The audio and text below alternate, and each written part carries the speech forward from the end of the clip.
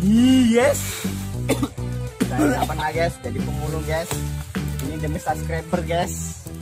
Setelah video YouTube-nya yang berisi prank paket daging kurban berisi sampah yang diunggah di akun YouTube Edo Putra Official viral, dua pembuatnya diamankan polisi.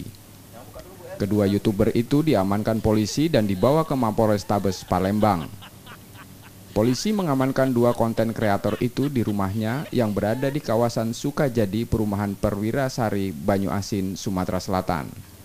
Polisi menganggap konten yang dibuat YouTuber itu menimbulkan keresahan di masyarakat.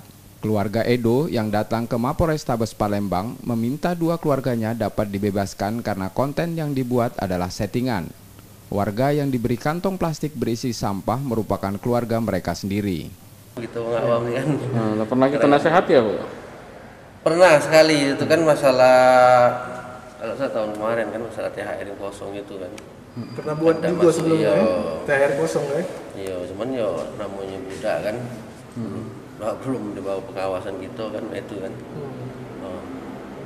Pak, apa benar yang di prank itu sebenarnya masih keluarga yang ibu-ibu itu? Benar, itu orang tua dia. Risikonya Oh, yang bikin konten itu ya?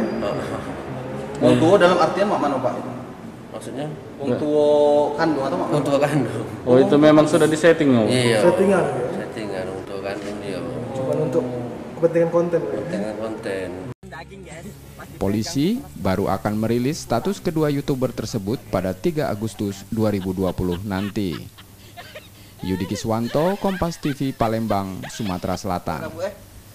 Sebenarnya cuma ngeprank, Bu. Untuk bikin video, Bu.